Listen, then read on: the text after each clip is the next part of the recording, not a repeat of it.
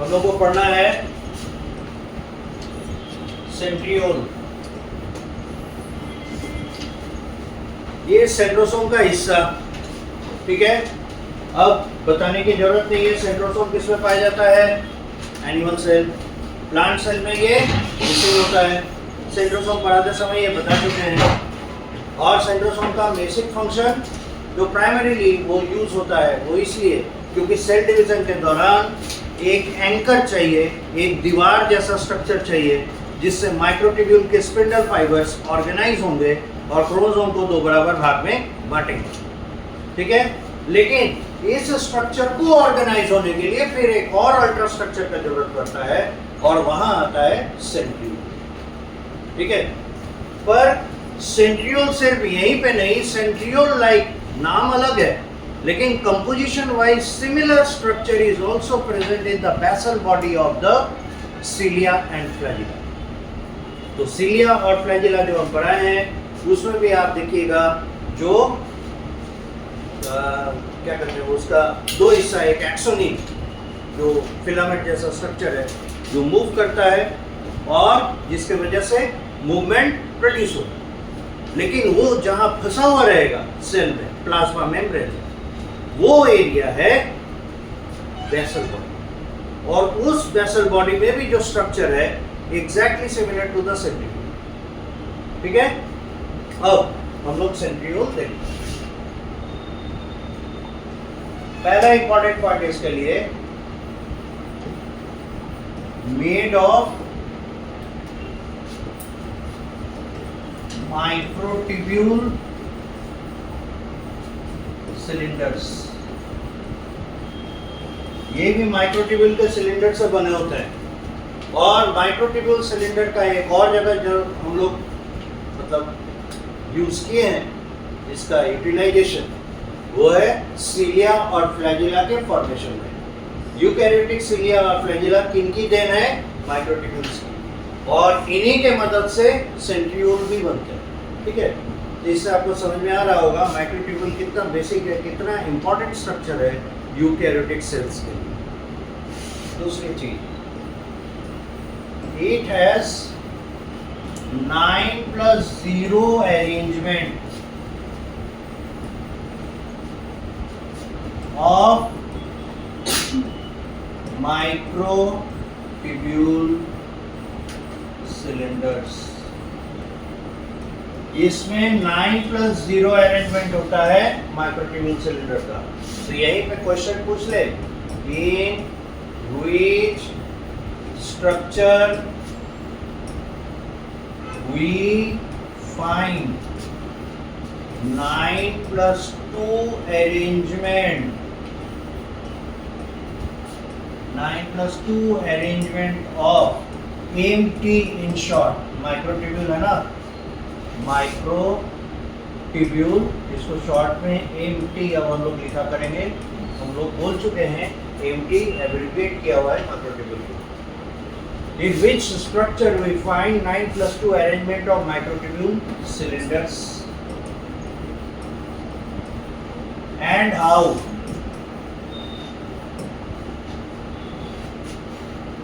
और किस प्रकार से?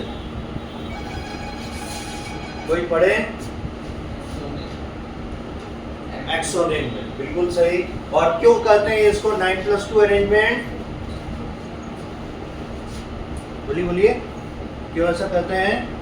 9 या कहने का क्या मतलब है? किनारे पे, पेरीफेरी पे 9 डबलेट्स मिलते हैं।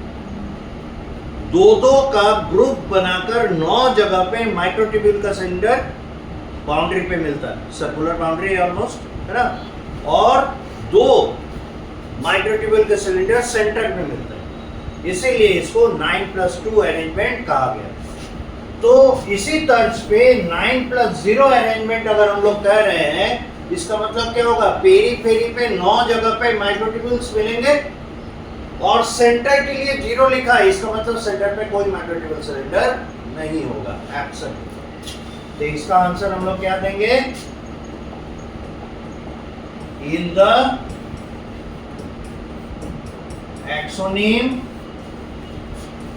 of cilia and flagella. तो जाहिर सी बात है, जब सीलिया एंड फ्लैजिला बोल रहे हैं तो ये यूकारियोटिक सेल को इंडिकेट कर रहा है, not in the prokaryotic cell. और उसमें तो सीलिया होते भी नहीं, राइट। अब हम लोग को देखना है कि ये किस तरीके से दिखते हैं, ठीक है। यहां तक हो गया।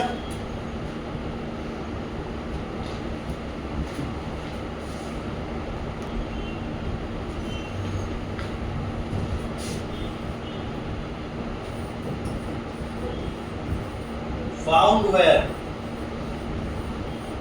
ये कहां पाए जाएंगे?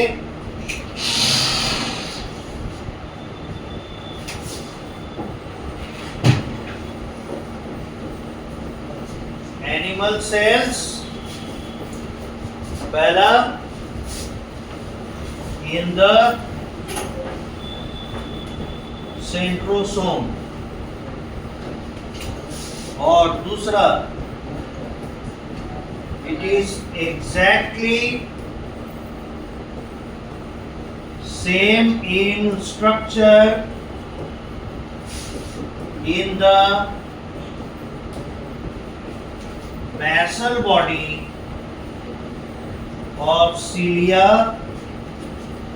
and flagella। तो दो जगह इनके पाए जाने की संभावनाएं हैं। पहला सीलिया और फ्लैजिला के बेसल बॉडी में, जो कि बिल्कुल इनके स्ट्रक्चर के साथ मेल खाते हैं, और दूसरा फॉर श्योर ये प्रेजेंट रहेंगे सेंट्रोसोम, ठीक है।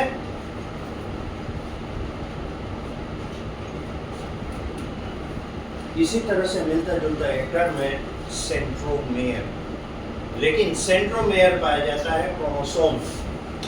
तो सेंट्रियोल, सेंट्रोसोम, सेंट्रोमेयर बड़ा कंफ्यूजिंग टर्म है, इनके बारे में क्लियर कट डिस्टिंक्शन अपने दिमाग में बैठा के रखिएगा, कई बार उलझाता है क्वेश्चंस आपको। याद रखिएगा, कंपटीशन में, एग्जाम में क्वेश्चंस जो हैं बड़े सिंपल रहते हैं, लेकिन उनके चॉइसेस जो एमसीक्यू टाइप क्वेश्चंस हैं, उनके चॉइसेस आपको उलझाते हैं। तो जब तक आपका कॉन्सेप्ट क्लियर रहेगा, तब तक आपको कोई भी चॉइस उलझा नहीं सकेगा। इसलिए हाफ हार्टेडली नहीं पढ़िएगा, है ना। जब तक इसको नहीं समझे तब तक कोशिश करना। हो चुका? ब्रेक से आए, थोड़ा सा जगह छोड़ दीजिए, आई थिंक आधा पेज से कम ही जगह छोड़िएगा, पूरा हो जाएगा। आगे बढ़ सकते हैं। अब इसके स्ट्रक्चरल पार्ट को देखिए, कैसे ये अरेंज रहते हैं। एज यूजुअल पहले की तरह 9 डॉट्स लगाएंगे, क्योंकि पेरीफेरी में 9 जगह पे एक पहले हाइपोथेटिकल स्फेरिकल स्ट्रक्चर हम लोग ड्रॉ करें।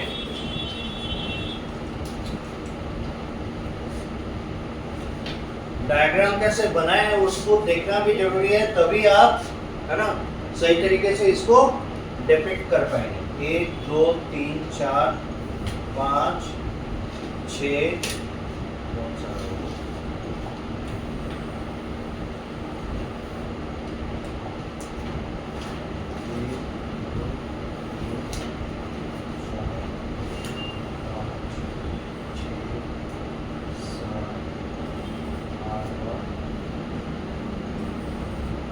लगभग इक्विडिस्टेंट है। हर सेंटर के, हर डॉट के साथ एक एक सर्कल बना देंगे।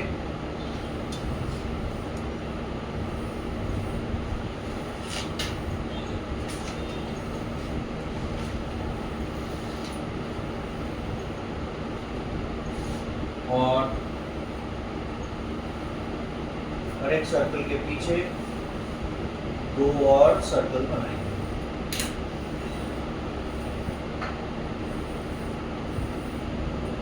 एक्चुअली ये अगल बगल ही रहते हैं,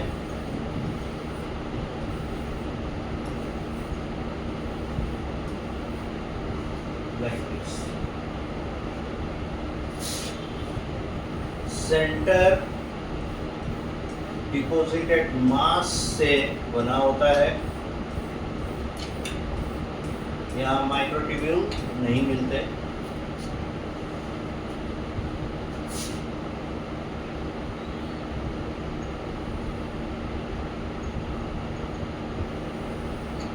ऐसे हुक लाइक स्ट्रक्चर रहता है और उससे एक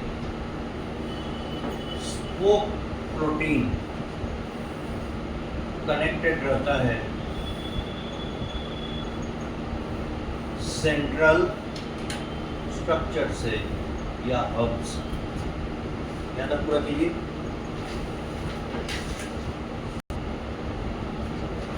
अब देखिए इनको नेमिंग करें जिससे स्पोक प्रोटीन निकल कर आया, दैट इज ए।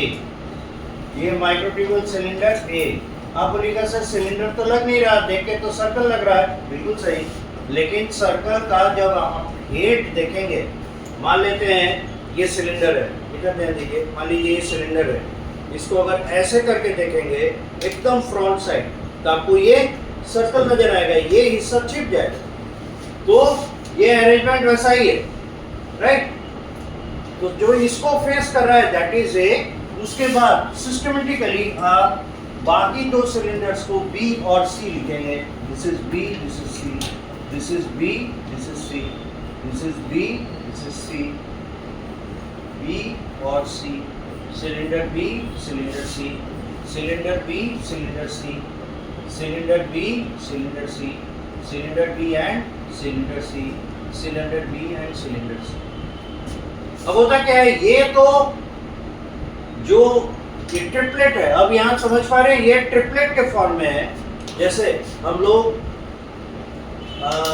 सिलिया और फ्लैजिला का जो एक्सोनिम है उसमें देखते हैं 9 जगह पे माइक्रोट्यूब्यूल के सिलेंडर्स रहते हैं, लेकिन वो डबलेट के फॉर्म में रहते हैं, 2-2 एक जगह इकट्ठा।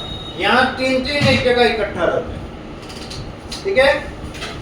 अब देखिए इनमें होता है क्या, एक का सी दूसरे के ए के साथ कनेक्टेड रहता है। तो ठीक है उसी तरीके से इसका सी इसके ए के साथ कनेक्टेड रहेगा, इसका सी इसके ए के साथ, इसका सी इसके ए के साथ, इसका सी इसके ए के साथ, और ये इसी तरह से कनेक्शन बनाते हैं। हर एक का सी ए के साथ कनेक्टेड रहता है। इस तरीके से ये माइक्रोट्यूब्यूल का कंप्लीट एक हब लाइक स्ट्रक्चर बनता है, ठीक है। ऐसा नहीं लग रहा है जैसे एक साइकिल का पहिया है या बाइक का पहिया है। किसी भी बाइक में कैसा रहता है, या किसी भी चक्के में जो भी व्हील है, व्हील में एक सेंटर रहता है जिसको हब कहते हैं, और उसके साथ या तो स्पोक्स या तो सॉलिड लाइंस किनारे के साथ जुड़े रहते हैं। ये भी वही, ठीक है। लेकिन अंतर क्या है, ये एक स्टैटिक स्ट्रक्चर, ये घूमने फिरने वाला नहीं, ठीक है। ये एक स्टैटिक स्ट्रक्चर है क्योंकि यहाँ माइक्रोट्यूब्यूल नहीं, इसीलिए ये एक खंबे की तरह काम करेगा, एंकर पॉइंट। अब हर एक के नाम है।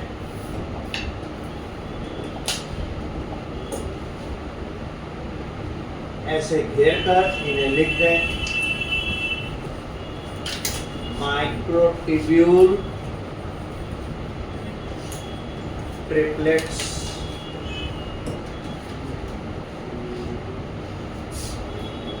ये है A to C connector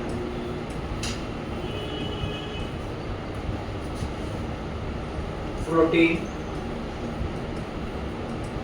filament.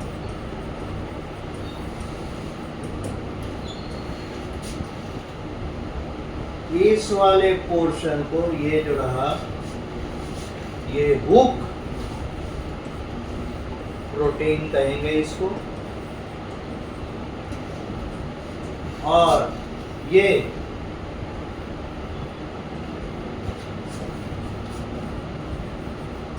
Spoke protein, and this is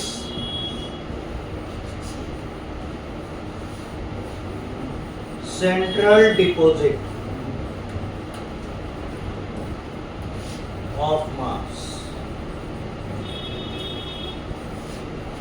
acting as hub, central tube,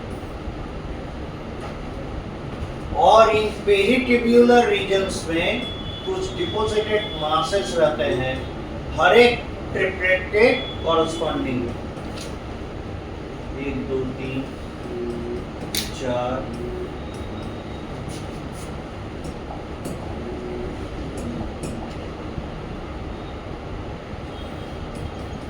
5 6 7 8 1 2 3 4 5 6 7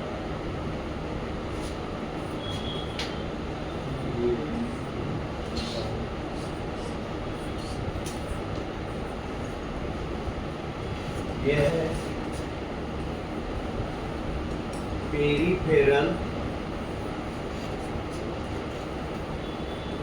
deposits.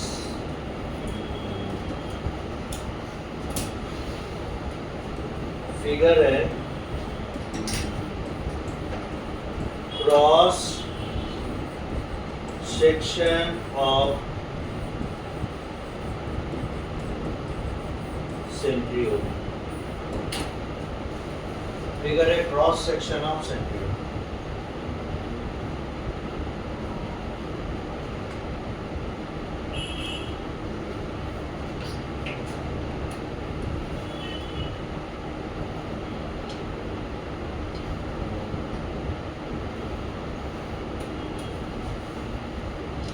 हर एक पार्ट के बारे में हम लोग डिस्क्रिप्शन देंगे, इसमें कौन क्या कहाँ पे प्रेजेंट है।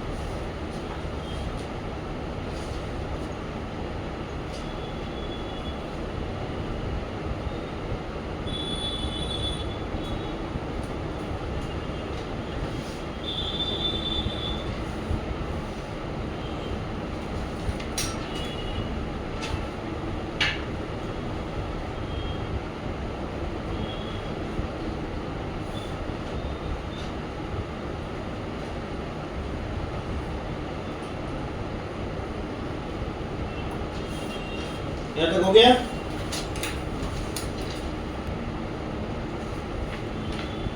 अब देखिए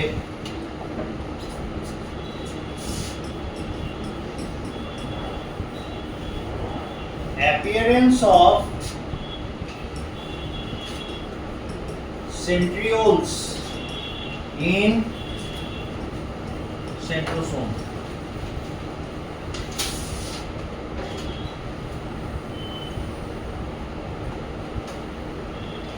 सेंट्रोसोम सर्कुलर स्ट्रक्चर, इसमें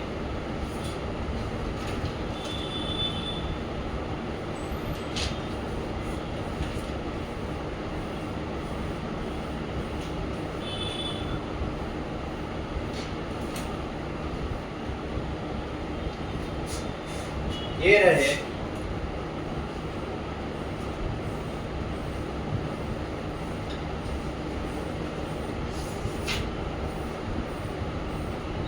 वो माइक्रोट्यूब्यूल के सिलेंडर्स।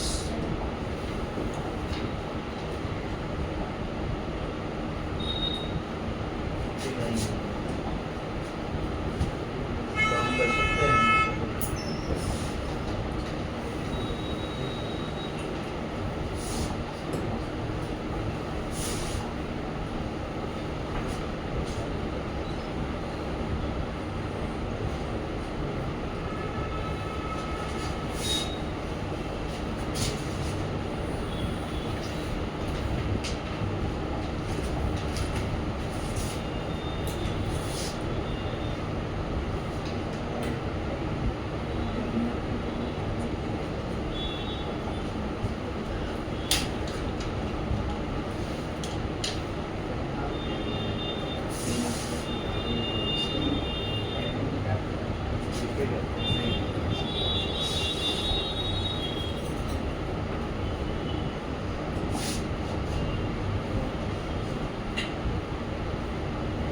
पता चल रहा है? सेंटर का white line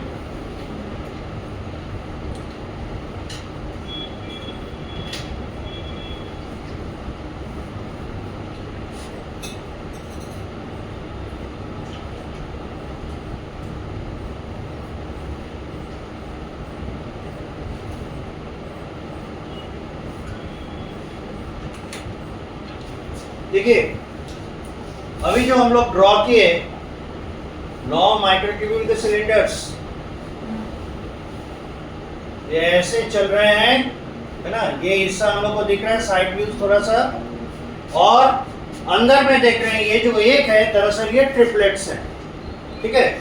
just like this, ये जैसे ट्रिपलेट था उसका अगर आप साइड व्यू देखिएगा तो कैसा लगेगा? यहाँ से तीन सिलेंडर, यहाँ से तीन सिलेंडर आगे की ओर बढ़े हुए। ठीक उसी चीज को यहाँ डिपिक्ट कर रहे हैं, तीन सिलेंडर एक साथ आगे की ओर बढ़ रहे हैं।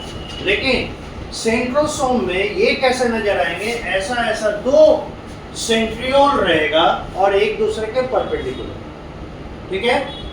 तो ये एक कंपोजिट स्ट्रक्चर बनाएगा और ये एरिया जो होगा, पेरिफेरल एरिया होगा, ये ऑर्गेनाइजिंग सेंटर होगा माइक्रोट्यूब्यूल फिलामेंट्स का, या वैसे कहिए स्पिंडल फाइबर का, जो कि आगे चल के क्रोमोसोम से जुड़ेंगे। ये है प्लाज्मा मेम्ब्रेन और ये perpendicular centrioles 9+0 arrangement.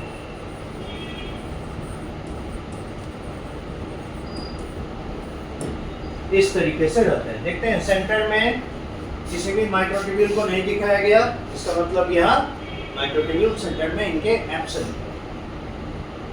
This is how they are present.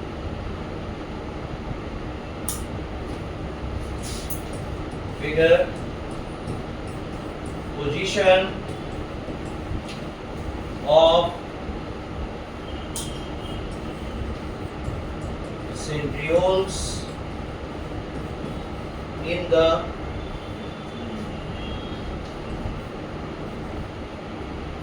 position of centrioles in the centrosome.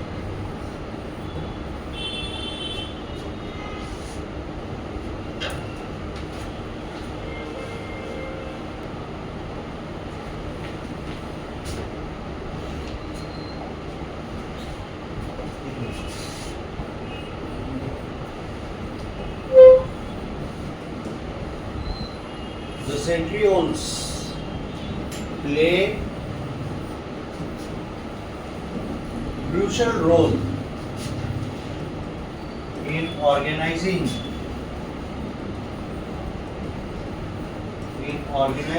the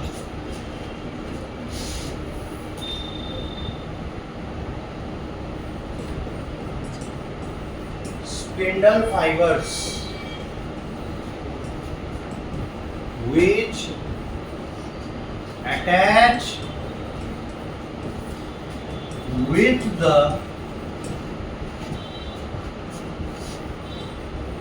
chromosome,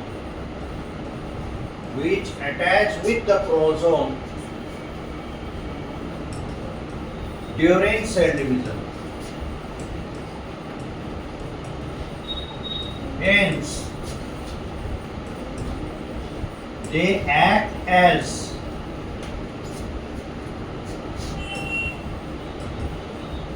microtubule organizing center in the cell, as spindle fibers are also made of microtubules.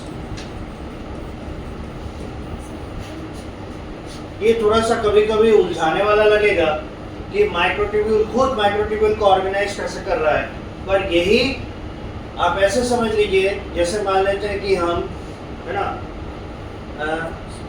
Pillar बना रहे हैं, ठीक? किसी भी building के construction में pillar बना रहे हैं, तो पिलर बनाते समय किन चीजों का यूज करते हैं? आयरन बार और जो कंक्रीट है उसका, ये मिलाकर हम लोग पिलर खड़ा करते हैं। 2 पिलर खड़ा हो गया, अब उसको अगर हॉरिजॉन्टल बार से जोड़ना है वो भी किससे जुड़ेगा? वही आयरन बार और जो क्या कहते हैं कंक्रीट मटेरियल रहता है वही। पर जो क्या कहते हैं हॉरिजॉन्टल बार्स है, इनको जोड़ने के लिए यही पिलर मटेरियल काम आया ना। और दोनों का जो हॉरिजॉन्टल बार है उसका और जो पिलर है कंपोजिशन तो सेम है कि नहीं? और ऊपर वाले को जो हॉरिजॉन्टल गया है उसको ये होल्ड कर रहा है। तो आप ऐसे नहीं कर सकते इस हॉरिजॉन्टल वाले को, हॉरिजॉन्टल बार को ऑर्गेनाइज करने के लिए ये खड़ा हुआ पिलर ऑर्गेनाइजिंग सेंटर है। सिमिलरली यहाँ पे आप ऐसा समझ लीजिए जो सेंट्रियोल है वो एक पिलर की तरह खड़े होते हैं और इनसे सेम मटेरियल बाहर की ओर निकल रहे हैं, जैसे यहाँ बिल्डिंग कंस्ट्रक्शन के समय हम लोग देखते हैं। आई बात समझ में?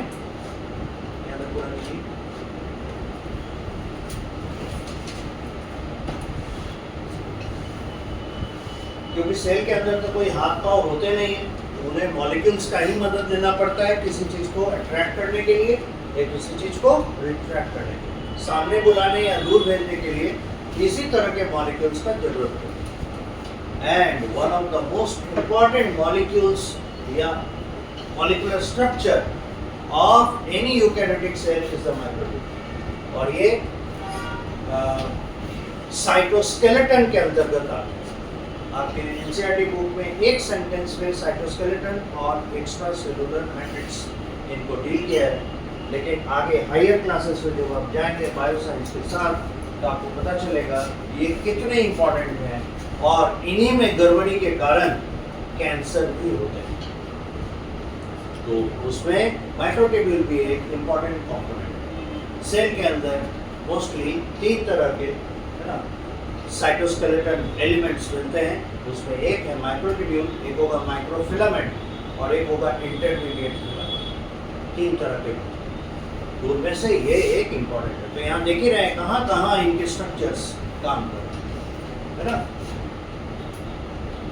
सेंट्रियोल 2 जगह काम करता है। एक तो सेल डिवीजन में मदद कर रहा है सेंट्रोसोम को ऑर्गेनाइज करने में, ये ऑर्गेनाइजेशन सेल डिवीजन में काम आएगा। दूसरा इसका ऑर्गेनाइजेशन रहेगा वेसल बॉडी बनाने में, जिसपे कि सिलिया या फ्लैजिला खड़े हो। हम मान लेते हैं एक रस्सी रखे हुए हैं जो कि ऐसे ऐसे लहरा सकता है, लेकिन वो रस्सी को अगर कहीं बांध के नहीं रखेंगे, एक बार लहराया फिर चल देगा, तो वो एक जगह एंकर्ड होना चाहिए। That anchorage material is also given by the centriole. तो सिलिया और फ्लैजिला जो होते हैं, जैसे सिलिया को आप ऐसे अप्रिशिएट कीजिए, अगर मान लीजिए धूलकण कहीं पे झाड़ू लग रहा है, धूल उड़ता ही है, तो अगर नाक में चला गया आपको खांसी या छींक आता है। तो ये खांसी या छींक क्यों आ रहा है? क्योंकि जो डस्ट पार्टिकल चला गया है, हमारे बॉडी का रिफ्लेक्स है उसको थ्रो आउट कर देना। अब ये रिफ्लेक्स को मतलब वर्कआउट कैसे करते हैं? तो हमारे रेस्पिरेटरी ट्रैक्ट में थ्रू आउट सीलिया लगे हुए हैं, तो वो प्रोपेल करते हैं इनको, और इसीलिए छींक और खांसी आती है। ठीक है, तो आप इसे अप्रिशिएट कर सकते हैं कि एक बार समझ लीजिए, जैसे हम अगर छींकते हैं तो हम हवा को कितने तेजी से फेंकते हैं अपने बॉडी से बाहर। ये करीब करीब 110 से 140 किलोमीटर पर आवर की स्पीड से एयर ब्लो होता है। तो सोचिए इतनी तेजी से अगर हवा चले तो क्या जमीन पे रखा हुआ कोई भी चीज पेड़ को उड़ जाएगा? पेड़ उड़ जाता है ना, समुद्री तूफान आता है उसमें सब कुछ उड़ जाता है, होता है ना, पूरा गांव के गांव तबाह हो जाते हैं, नक्शे पर से गायब हो जाते हैं, सुनामी जिसको कहते हैं। तो सोचिए उतनी तेज हवा अगर हम बाहर की ओर फेंकते हैं और ये सिलिया अगर कहीं जुड़े हुए नहीं रहे, टाइटली अटैच नहीं रहे, तो क्या सिलिया हमारे रेस्पिरेटरी ट्रैक्ट में कहीं एक जगह रहेंगे? नहीं रहेंगे। इसे एंकरेज देना होगा, तो that role is also played by the centriole. ठीक है, ये बात है कि centrioles play crucial role in organizing the spindle fibres. ये इसका एक इंपॉर्टेंट फंक्शन हो गया। इसका एक इंपॉर्टेंट फंक्शन हुआ। दूसरा इंपॉर्टेंट फंक्शन में देखिए, it also helps organizing the cilia and flagella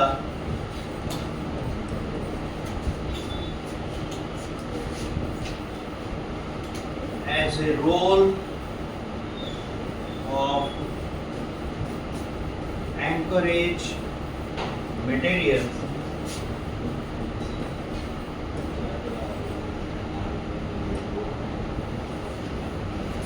this helps them to remain in position, बात नहीं कीजिए, to remain in position during producing movement। देखिए, बॉडी लेवल पे किसी भी ऑर्गेनिज्म में ऑर्गन होते हैं, जैसे ह्यूमन बॉडी, तो हमारे हाथ, पांव, नाक, कान, गर्दन, गला, आंख, ये सब ऑर्गन्स। लेकिन अगर ये माइक्रोस्कोपिक हो, सेलुलर लेवल पर आ जाए, तो सेल तो खुद बेसिक यूनिट है, उसका क्या ऑर्गन होगा, या वहां ऑर्गन कहना बेवकूफी होगा। इसीलिए हम लोग वहां पे उन्हें कहते हैं ऑर्गेनेल। समझ में आ गया? ये सेल के ऑर्गेनेल के अंतर्गत आए, क्योंकि सेल खुद बहुत छोटा है, तो इसमें क्या ऑर्गन होगा? ऑर्गन तो बॉडी फॉर्म के लिए हम लोग यूज करते हैं। तो यहाँ कहने का मतलब है कि ये एक ऑर्गेनाइजिंग ऑर्गेनेल की तरह काम करता है। कब? जब सीलिया और फ्लैजिला बीट करें। तो सीलिया और फ्लैजिला क्या है? ऐसे स्ट्रक्चर्स है, वही कर रहे हैं, ऑर्गेनेल्स है, जिनके मदद से सेल मूवमेंट कर सकते हैं, क्योंकि हाथ पांव तो वो रख नहीं सकते। तो इस तरह के स्ट्रक्चर्स को रखता है सेल, ताकि या तो खुद मूव करे या सराउंडिंग मटेरियल को मूव करे। राइट, ये पर्पस है। और उस दौरान वो अपनी जगह रहे, इसीलिए सेंट्रियोल का जरूरत हो गया।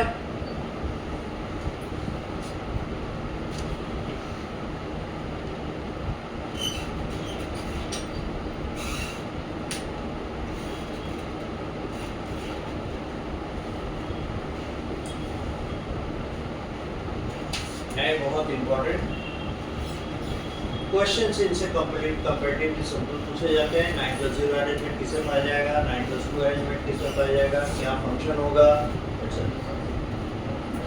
कई बार एग्जांपल देके पूछता है, जैसे कोई स्ट्रक्चर बीट कर रहा है, हम लोग माइक्रोस्कोप से देखने के बाद पता करते हैं ये सीलिया है, तो बताइए इसके 9+2 अरेंजमेंट कहाँ मिले, 9+0 अरेंजमेंट कहाँ। ऐसे घुमा कर, डायरेक्टली नहीं, इनडायरेक्टली क्वेश्चंस हो गया। आगे बढ़े। अब अगला स्ट्रक्चर जो हम लोग को मोस्ट इंपॉर्टेंट लिखना है वो है न्यूक्लियस, और इसे हम लोग इंट्रोड्यूस करते हैं ब्रेन या हार्ट ऑफ सेल। ये तो छोटे क्लासेस में हम लोग पढ़ते हैं, लोअर स्टैंडर्ड्स में। यहाँ कहेंगे control centre of a eukaryotic cell. Eukaryotic cell का कंट्रोल सेंटर न्यूक्लियस के रूप में आता है। इसको ड्रॉ करेंगे हम लोग ऐसे,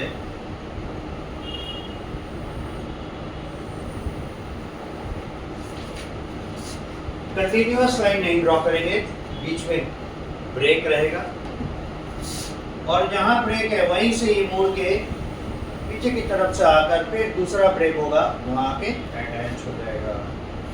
सेम चीज यहाँ पे भी होगा, सेम चीज आगे भी हम लोग को देखने को मिलेगा। ऐसा नहीं है 3 ही ब्रेक पॉइंट होंगे, और भी होंगे, पर हम लोग कंपैरेटिवली सिंपल स्ट्रक्चर ड्रॉ करते हैं। इसमें एक से अधिक इस तरह के, है ना, स्ट्रक्चर्स नजर आएंगे, सॉलिडिफाइड स्ट्रक्चर्स। ऐसे कंपैरेटिवली बुक में एक ही दिखाता है, लेकिन देखिएगा एनसीईआरटी वो मेंशन भी करता है इस तरह के कई स्ट्रक्चर्स हमें न्यूक्लियस के अंदर नजर आएंगे। तो समझ में आ ही रहा है न्यूक्लियस का बाउंड्री है और न्यूक्लियस के अंदर का सॉलिड स्ट्रक्चर। इसके बाद यही बताते चले, ये है इनर न्यूक्लियर मेम्ब्रेन और ये रहा आउटर न्यूक्लियर मेम्ब्रेन। और ये जो गैप्स देख रहे हैं बीच बीच में, इनको कहते हैं NPC, in short nuclear core complex. और इसके अंदर एक फ्लूइड भरा रहता है, इसको कहते हैं nucleoplasm.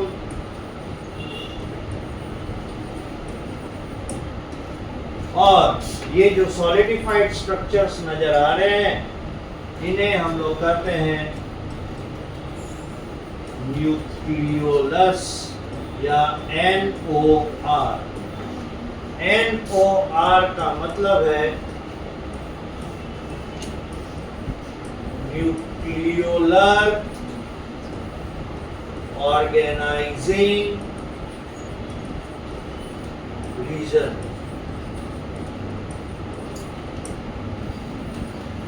NOR nucleolar organising region. और जो आउटर मेम्ब्रेन है, यहां से बैक एंड फोर्थ जाके जिस स्ट्रक्चर को हम लोग डील कर चुके हैं वो है एंडोप्लाज्मिक रेटिकुलम।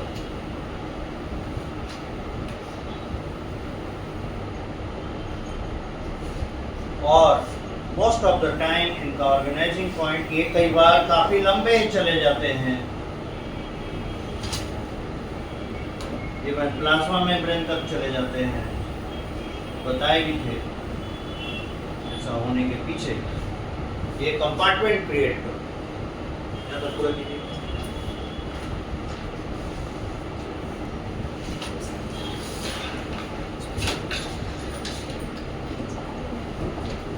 अभी भी सुनिए। These are granular structures found present over this back and forth folded tube-like structures। और undoubtedly ये है rough endoplasmic reticulum। तो ये पार्टिकुलर स्ट्रक्चर्स क्या हो जाएंगे? ये राइबोसोम्स हैं। And this is rough endoplasmic reticulum. ये है न्यूक्लियस का सिंप्लीफाइड कंप्लीट विजन। ठीक है, जब तक पूरा कीजिए।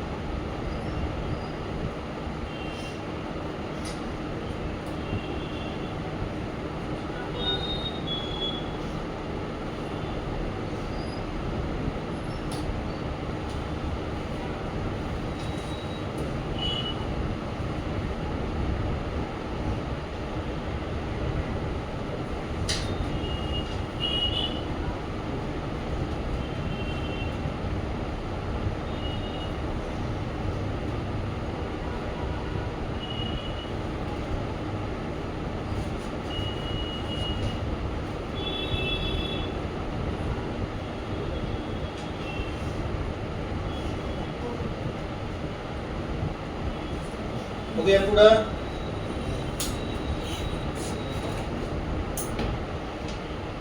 हो चुका? अब जरा इनके डिस्क्रिप्शन पर आइए। पहला, अच्छा, सेल के अंदर कितने हम लोगों को डबल मेम्ब्रेनस स्ट्रक्चर्स मिले अभी तक कितना पड़े? कौन कौन सा मिला डबल मेम्ब्रेनस स्ट्रक्चर? माइटोकॉन्ड्रिया और क्लोरोप्लास्ट यानी प्लास्टिड्स, है ना? ये हम लोगों को दो बहुत ही प्रोनाउंस्ड डबल मेम्ब्रेनस स्ट्रक्चर्स मिलते हैं सेल के अंदर। तीसरे नंबर पर हम लोग रखे हैं न्यूक्लियस को, ये भी डबल मेम्ब्रेनस है। It is A double membranous structure. लेकिन इसके डबल मेम्ब्रेन साथ ये क्या कहते हैं, माइटोकॉन्ड्रिया और क्लोरोप्लास्ट के जो डबल मेम्ब्रेन होते हैं उनसे डिफरेंटली बिहेव करते हैं। कैसे? माइटोकॉन्ड्रिया और क्लोरोप्लास्ट का जो दोनों मेम्ब्रेन है, आउटर वाला काफी परमिएबल है, बहुत वेलकम करता है डिफरेंट टाइप ऑफ मॉलिक्यूल्स को एंटर करने के लिए, और इनर मेम्ब्रेन दोनों का ही बड़ा ही सिलेक्टिव होता है, चुने हुए मटेरियल्स को ही एंटर करने देता है, बाकी को नहीं। न्यूक्लियर मेम्ब्रेन, दोनों membrane outer and inner membrane nucleus के बिल्कुल डिफरेंट है। दे आर इम्परमेबल, कोई भी इन्हें लांघकर अंदर नहीं जा सकता, कोई भी इन्हें लांघकर बाहर नहीं आ सकता। They are completely impermeable. जब एक चीज फिर दिमाग में आएगा, न्यूक्लियस के अंदर मटेरियल का आना जाना तो जरूरी होता होगा, कोई भी चीज है अगर वो इंफॉर्मेशन कैरी कर रहा है तो इंफॉर्मेशन बाहर भेजेगा कैसे? There must be some route. तो उस रूट के लिए इसने ये जो बना के रखे हैं nuclear core complex, this is NPC. ये वो जगह है जहां से वो मटेरियल ट्रांसपोर्ट करता है बाहर से अंदर, अंदर से बाहर मटेरियल्स को लाने जाने का काम। ठीक है, तो इसी में हम लोग एक सेंटेंस और जोड़ेंगे। It is a double membranous structure, comma देके, both are totally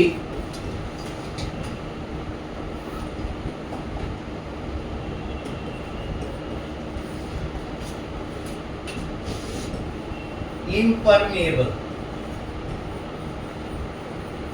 but are at certain points, किसी खास जगह पे certain points discontinuous, किन्हीं खास जगहों पे ये क्या रहते हैं, एकाकार नहीं रहेंगे, कहीं पे छूटे हुए रहते हैं, डिसकंटिन्यूअस। एंड देयर, ठीक उसी जगह पे, बोथ द मेम्ब्रेन्स मिंगल, एक दूसरे से जुड़ जाते हैं, mingle to form a pore like structure.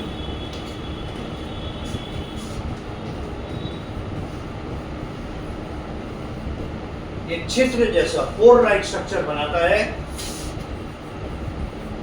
Called, इसी को कहते हैं एनपीसी। ऑलरेडी हम लोग इसको डील कर चुके full form, nuclear core complex. So NPC is serving as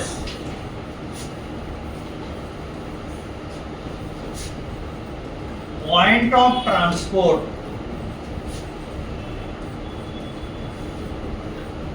for the nucleus। यही न्यूक्लियस में पॉइंट ऑफ ट्रांसपोर्ट की तरह सर्व करता है। ठीक है, ये खास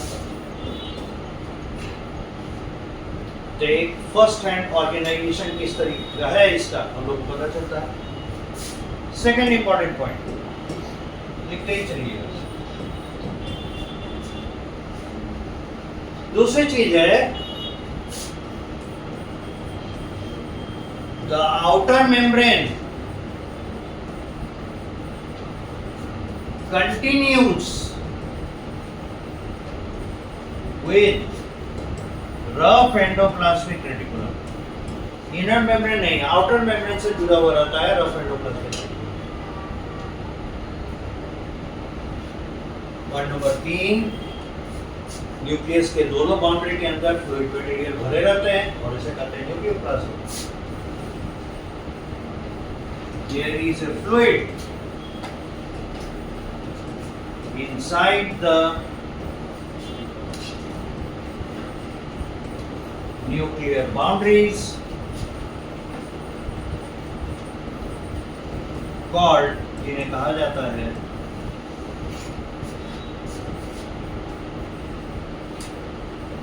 न्यूक्लियोप्लाज्म।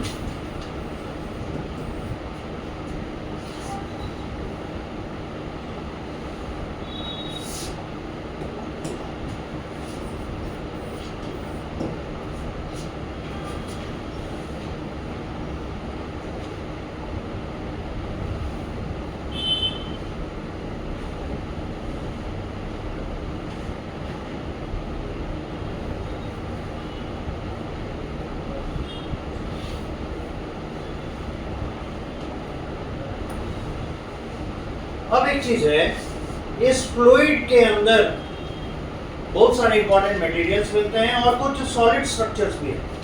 तो कंपोजिशन कहें,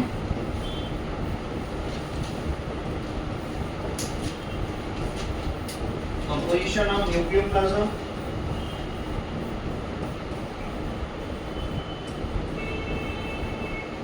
एक चीज नोटिस कीजिएगा, जिस समय हम लोग सेल को डिफाइन कर रहे थे, सेल के दो पार्ट होते हैं, एक है उसका लिविंग पार्ट और एक होता है कंट्रोल सेल। दो ही पार्ट का सेल बटा हुआ, चाहे प्रोकैरियोटिक सेल देखिए या यूकैरियोटिक सेल देखिए, आपको इसमें दो हिस्से में बटे हुए मिलेंगे। एक होगा लिविंग पार्ट, दूसरा होगा कंट्रोल सेल। लिविंग पार्ट को हम लोग प्रोटोप्लाज्म कहते हैं और कंट्रोल सेंटर कहीं पे न्यूक्लियोइड के रूप में नजर आता है, कहीं न्यूक्लियस के रूप में। अगर न्यूक्लियोइड होगा यानी उस कंट्रोल सेंटर का बाउंड्री नहीं है, तो वो कहलाएगा प्रोकैरियोटिक सेल। और अगर न्यूक्लियस कर दिए यानी उस कंट्रोल सेंटर का बाउंड्री है, ना it is an eukaryotic cell. तो प्रोकैरियोटिक सेल और यूकैरियोटिक सेल में फिर एक लेवल पे डिफरेंस आ जाएगा, कहां? प्रोटोप्लाज्म का, जो कि लिविंग पार्ट। यूकैरियोटिक सेल में प्रोटोप्लाज्म दो हिस्सों में बटा हुआ है, एक इसका कुछ हिस्सा यहाँ साइटोप्लाज्म के रूप में न्यूक्लियस के बाहर रहता है, बाकी कुछ हिस्सा न्यूक्लियोप्लाज्म के रूप में न्यूक्लियर मेम्ब्रेन के अंदर कैद रहता है। इसलिए इसका लिविंग पार्ट यानी प्रोटोप्लाज्म बराबर होगा साइटोप्लाज्म प्लस न्यूक्लियर। लेकिन प्रोकैरियोटिक सेल में ऐसा कोई बाउंड्री तो है नहीं, इसलिए उसका cytoplasm is equal to protoplasm. There is no nucleoplasm there in there, so that is why cytoplasm is equivalent to protoplasm in there। और यहाँ हम लोग प्रूफ कर पाते हैं कि इसका लिविंग पार्ट एक्चुअली न्यूक्लियोप्लाज्म और प्रोटोप्लाज्म क्या कहते हैं, साइटोप्लाज्म दोनों के योगफल से, दोनों के जुड़ने के बाद या मिलने के बाद, क्योंकि कुछ एक्टिविटीज साइटोप्लाज्म में होती हैं और कुछ लिविंग एक्टिविटीज न्यूक्लियोप्लाज्म में होती हैं। लेकिन प्रोकैरियोटिक सेल में ये सभी एक्टिविटीज उनके साइटोप्लाज्म में हो जाती है, इसीलिए तो उनका प्रोटोप्लाज्म और साइटोप्लाज्म एक ही है, यहाँ डिस्टिंक्शन। और यूकैरियोटिक सेल्स की यही खूबी है कि इसने काम को बांट रखा है कंपार्टमेंट वाइज, मिलावट नहीं किया। और इसी चीज को हम लोग कहते हैं कंपार्टमेंटलाइजेशन, या इसी का दूसरा नाम है division of labour. And this is the most fundamental difference between a prokaryotic cell and a eukaryotic cell. समझ गए? तो यूकैरियोटिक सेल का ये एक अल्टीमेट है, मतलब एक मैक्सिमम लेवल ऑफ कंपार्टमेंटलाइजेशन, जहां की जीवन के लिए इंपॉर्टेंट इंफॉर्मेशन को कॉपी किया जाता है। यानी डीएनए से नया डीएनए बनेगा, इट इज दैट लोकेशन। पर इससे साइटोप्लाज्म में होने वाली एक्टिविटीज का इंपॉर्टेंस कहीं कम नहीं होता, क्योंकि डीएनए से डीएनए बनाने के लिए जिन मटेरियल्स का जरूरत है वो बनते हैं साइटोप्लाज्म में। तो हम अगर केवल डीएनए से डीएनए को बनने को इतना इंपॉर्टेंस दें तो कहेंगे रॉ मटेरियल कहां से लाओगे? इसलिए इस नए सेल के बनने में जितना इंपॉर्टेंट रोल न्यूक्लियोप्लाज्म का है, उतना ही इंपॉर्टेंट रोल साइटोप्लाज्म का। तभी दोनों क्यूमुलेटिवली इसको प्रोटोप्लाज्म का दर्जा देते हैं और ये बन पाता है लिविंग पार्ट। समझ गए? सो कंपोजिशन ऑफ न्यूक्लियोप्लाज्म को इसीलिए उसी पॉइंट ऑफ व्यू से हम लोग ट्रेस करेंगे कि इनमें जो आयनिक मटेरियल्स हैं, जो कंपोनेंट्स हैं, लगभग वैसे ही होंगे जैसे साइटोप्लाज्म में होते हैं, विद द डिफरेंस कि इसमें उनका जो परसेंटेज है वो परसेंटेज डिफरेंट है। ठीक है? जैसे एक बैक्टीरियल सेल में भी जो प्रोटोप्लाज्म होता है और एक यूकैरियोटिक सेल में जो प्रोटोप्लाज्म होता है, दोनों के कंपोजिशन से मतलब मॉलिक्यूल्स अगर गिनेंगे लगभग सिमिलर मॉलिक्यूल्स हैं, हार्डली डिफरेंस, लेकिन परसेंटेज काइंड, जैसे उसमें भी लिपिड मिलेगा, इसमें भी लिपिड मिलेगा, उसमें भी प्रोटीन मिलेगा, इसमें भी प्रोटीन मिलेगा, बट प्रोकैरियोटिक प्रोटीन अलग होंगे, यूकैरियोटिक प्रोटीन अलग, पर फंडामेंटली दे आर सेम। वो भी प्रोटीन है, ये भी प्रोटीन है, और एविडेंस ये भी है कि हम बैक्टीरियल प्रोटीन कंज्यूम भी करते हैं। ये आगे देखो। Now see, composition of nucleoplasm similar to cytoplasm, but with a difference in their percentage। पहली बात हम लोग कहते हैं। दूसरी चीज, एकमात्र यही जगह है जहां पे हम लोग को क्रोमोसोम मिले। इट हाउसेस, ये जगह देता है the chromosome, and so chromosomal DNA। बड़ी क्लेवरली ये बात कही गई है कि यहाँ जो आपको डीएनए मिलेगा दैट इज क्रोमोसोमल डीएनए, क्योंकि क्रोमोसोम का मुख्य भाग क्या होता है? डीएनए।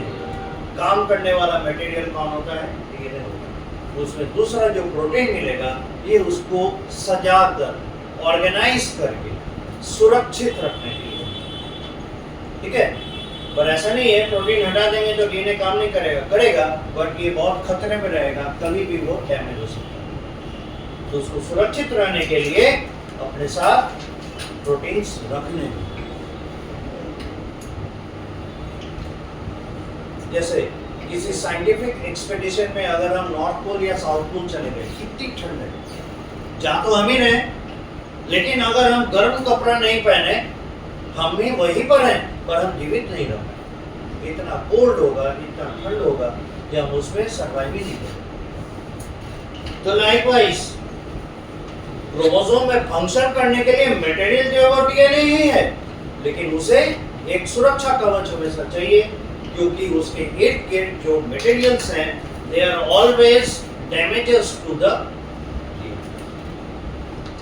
अब सिंपल देखिए कितने तरह के पॉजिटिवली चार्ज्ड आयंस होते हैं। सोडियम है, पोटेशियम है, H+ आयन है, कैल्शियम है, मैग्नीशियम है, जिंक है, आयरन है, व्हाट नॉट, बहुत तरह के। लगभग आप देखेंगे, अच्छे से स्टडी करेंगे तो आपको मिलेगा अर्थ क्रस्ट, पृथ्वी की ऊपरी सतह पे जितने तरह के एलिमेंट्स मिलते हैं वो करीब सभी एलिमेंट्स सेल के अंदर मौजूद होते हैं। सभी एलिमेंट्स, हाँ किसी का परसेंटेज अधिक होगा, किसी का कम, पर एब्सेंट नहीं होगा, सबके सब होंगे। और जो पॉजिटिवली चार्ज एलिमेंट्स हैं वो हमेशा खोजेंगे नेगेटिवली चार्ज एरियाज को, और आप आगे जब बायोमॉलिक्यूल्स पढ़ेंगे तो आपको मालूम चलेगा DNA is a negatively charge molecule. तो आपको नहीं लगता इसमें नेगेटिव चार्ज है, इतने सारे पॉजिटिव चार्जेस हैं, जैसे ये खुला मिलेगा, ओपन मिलेगा, इसको अटैक करेगा और वहां से उसका डैमेज, डिग्रेडेशन शुरू हो सकता है। एक छोटा सा सिंपल सा एग्जांपल था कि डीएनए को अपनी सुरक्षा के लिए इन प्रोटीन्स की क्यों आवश्यकता है। नाउ पॉइंट इज, यहाँ न्यूक्लियस में हम लोग को जो क्रोमोसोम मिलेगा दैट ये डीएनए मिलेगा, दैट इज क्रोमोसोमल डीएनए। अब यहाँ क्वेश्चन उठता है, यही पे रखें, क्वेश्चन उठता है where the euk, in short eukaryotic cells have extra मतलब अलावे, यहाँ पर extra chromosomal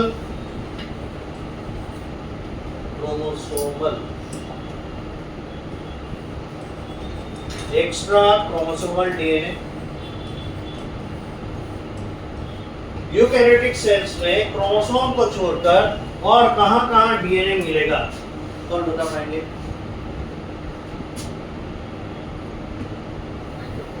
mitochondria, very good. और कहां मिल सकता है? माइटोकॉन्ड्रिया जैसा हिंट दे रहे, स्टेटस सेमी ऑटोनोमस वाला ऑर्गन रखता है, और एक है क्लोरोप्लास्ट। बिल्कुल, तो माइटोकॉन्ड्रिया और क्लोरोप्लास्ट ये साइटोप्लाज्म में पाए जाने वाले स्ट्रक्चर्स हैं, और वहां जो डीएनए मिलेगा that is extra chromosomal DNA. तो आंसर में क्या देंगे?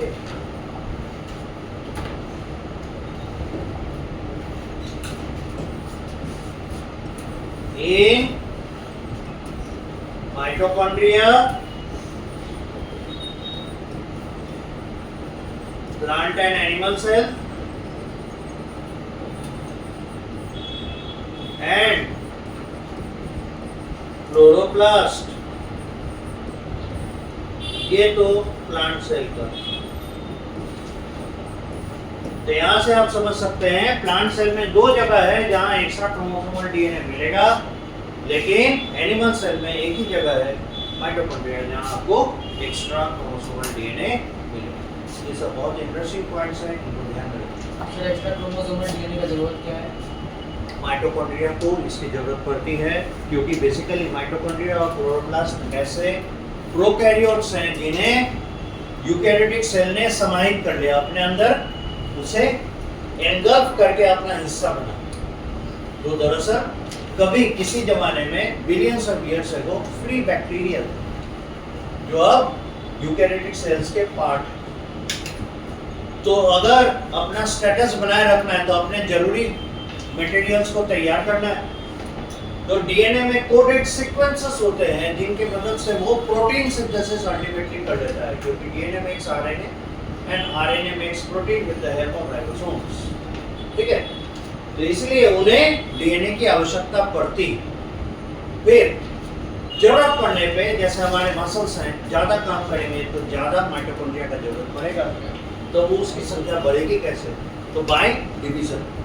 फिर क्लोरोप्लास्ट है, अगर उस प्लांट सेल को अधिक फोटोसिंथेसिस करने का जरूरत पड़ेगा तो फिर कैसे करेगा? सेल डिवीजन कर नहीं सकता ज्यादा, तो क्लोरोप्लास्ट की संख्या बढ़ा देगा। कहने का मतलब है माइटोकॉन्ड्रिया और क्लोरोप्लास्ट को डिवाइड करके नंबर बढ़ाने के लिए भी उसके डीएनए की आवश्यकता है। तब यहाँ पे हमारा क्वेश्चन का दायरा और बढ़ जाता है और यहाँ हम पूछ बैठते हैं in prokaryotes, prop means prokaryotes या prokaryotic cell, where is extra chromosomal DNA present? जरा ये सोचिए तो क्या किसी को पता है? प्रोकैरियोटिक सेल में ऐसे ही बेचारा न्यूक्लियोइड रख के घूमता है, क्या उसमें एक्स्ट्रा क्रोमोसोमल डीएनए होते हैं? Yes, they are plasmids. Answer is plasmid. तो याद रखिए यूकैरियोटिक सेल और प्रोकैरियोटिक सेल दोनों में एक्स्ट्रा क्रोमोसोमल डीएनए होते हैं, जगह अलग है। यूकैरियोटिक सेल के लिए mitochondria and chloroplast, prokaryotic cells के लिए प्लास्मिड्स। ठीक है, आगे बढ़ सकते हैं।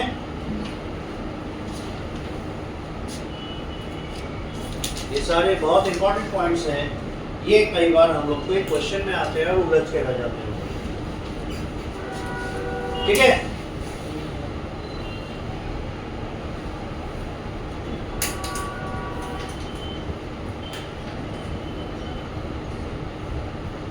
आगे बढ़े। Okay, come to the next. तो हम लोग अब तक पहुंचे हैं, देखिए, हाँ, आफ्टर मेम्ब्रेन न्यूक्लियोप्लाज्म, क्रोमोसोम रहता है, serial number 4, Sir, five. 5।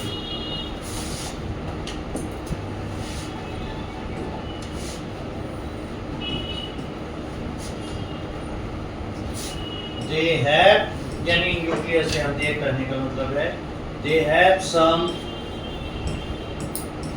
solidified structures in the nucleoplasm. In the nucleoplasm, और इसे कहते हैं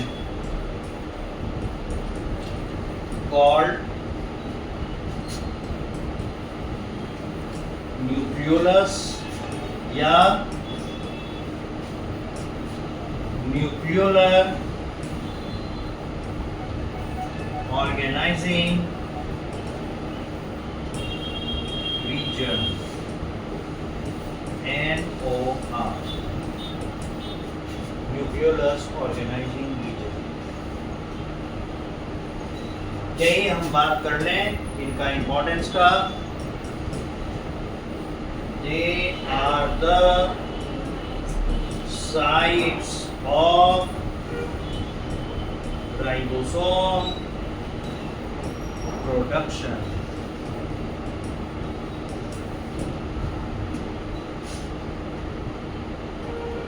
ठीक है, ये राइबोसोम प्रोडक्शन का जगह है, या राइबोसोम फैक्ट्री की तरह ये काम करता है। अब देखिए, आते हैं हम लोग अगले पार्ट में इसका, वो है फंक्शंस ऑफ न्यूक्लियस।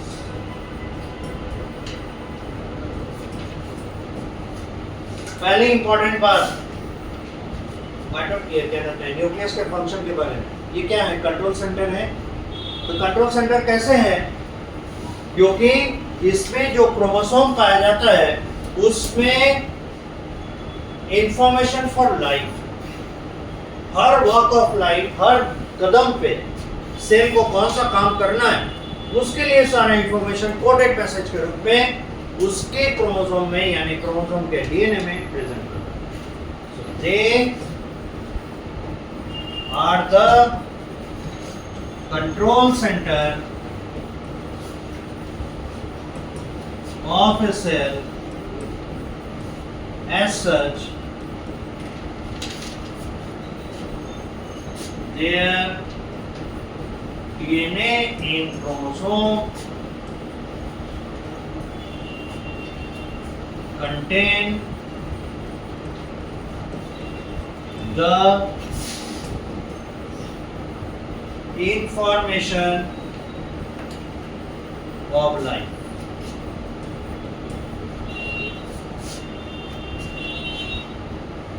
ये information of life contain serial number 2। जाहिर सी बात है, जे कंटेन यानी न्यूक्लियस कंटेन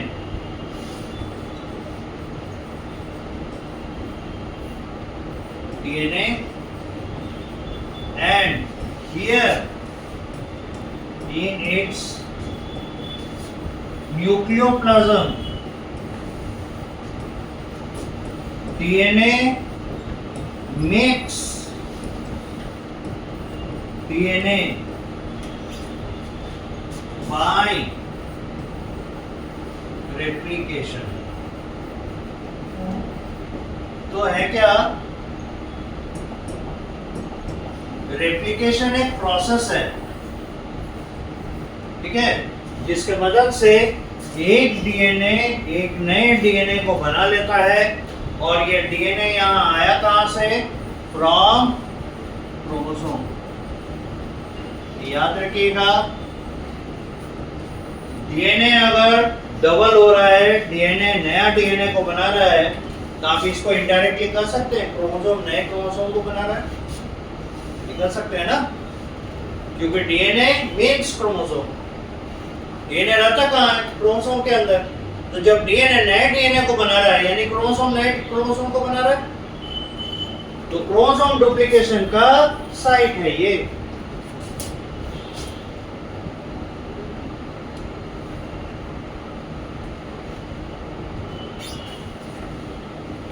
पर एक बात और है, किसी भी स्थिति में न्यूक्लियस के अंदर क्रोमोसोम की संख्या बढ़ती नहीं है, बढ़ाई नहीं है। इसलिए डीएनए डबल होगा पर क्रोमोसोम डबल नहीं होगा, ये बात आप देखेंगे सेल डिवीजन। तो अभी हम लोग ऐसे समझते हैं, लेकिन इसका एक्चुअल पिक्चर क्या है ये हम लोग को सेल डिवीजन के दौरान पता चलेगा। हो गया?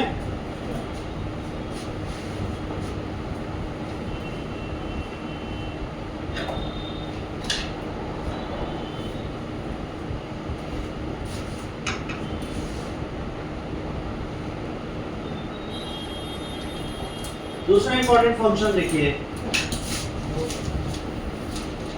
नहीं होता छोटा हुआ है, पूरा कर दो।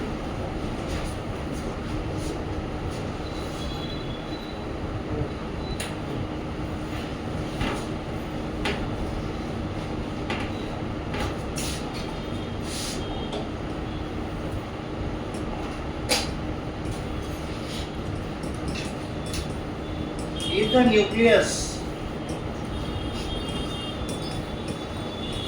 DNA makes RNA as a messenger molecule,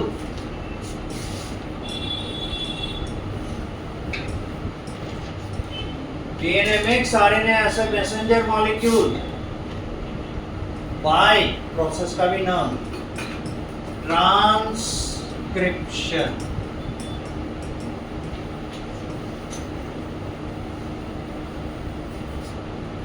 यानी ट्रांसक्रिप्शन का साइट, आरएनए प्रोडक्शन का साइट किसी भी सेल में, यूकैरियोटिक सेल में कौन होगा? Nucleus cell. Serial number 4, it is also the site of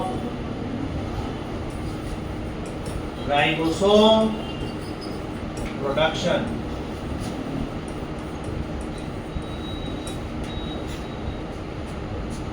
serial number 5 function में, सीरियल नंबर 5 ई यानी न्यूक्लियस कंट्रोल्स सेल डिवीजन, यानी इसी के मदद से, न्यूक्लियस की मदद से, न्यूक्लियस के ही द्वारा सेल डिवीजन भी कराया जाता है। Serial number 6, it does transport of materials। और कैसे इंपोर्ट करता है ये? Imports through NPC, nuclear pore complex of many proteins from cytoplasm। इसको अपने फंक्शन करने के लिए बहुत सारे प्रोटीन्स की आवश्यकता है, और प्रोटीन सिंथेसिस होता है राइबोसोम के मदद से साइटोप्लाज्म में, इसलिए वहां से ये इंपोर्ट करता है और export through same nuclear pore complex of ribosomes and RNA। Logic क्या है? राइबोसोम कहाँ पाए जाते हैं? एंडोप्लाज्मिक रेटिकुलम के सरफेस, जो न्यूक्लियस के बाहर है। बन कहाँ रहा है राइबोसोम? न्यूक्लियस के अंदर। तो जब तक वो बाहर नहीं जाएगा वहां दिखेगा कैसे? ये प्रूव करता है कि राइबोसोम का एक्सपोर्ट करता है ये साइटोप्लाज्म में। और प्रोटीन सिंथेसिस का ये तरीका है कि आरएनए के मदद से राइबोसोम प्रोटीन सिंथेसिस करते हैं, क्योंकि आरएनए पर कोडेड मैसेज होते हैं। कौन सा प्रोटीन बनेगा, है ना, किस तरीके से बनेगा, इसकी जानकारी आरएनए के ऊपर रहती है। इस आरएनए का प्रोडक्शन कौन किया? डीएनए। अभी हमने देखे हम लोग ट्रांसक्रिप्शन के द्वारा, ये रहा। तो जब आरएनए बन रहा है ट्रांसक्रिप्शन से न्यूक्लियस के अंदर, और ये काम करने जा रहा है कहाँ? काम कहाँ कर रहा है? साइटोप्लाज्म में। ऑफ कोर्स अगर ट्रांसपोर्ट नहीं होगा तो कहाँ से होगा? इसलिए इसका भी एक्सपोर्ट ये न्यूक्लियर कोर कॉम्प्लेक्स के थ्रू करता है टू द साइटोप्लाज्म। नेक्स्ट हम लोग देखेंगे न्यूक्लियर कोर कॉम्प्लेक्स।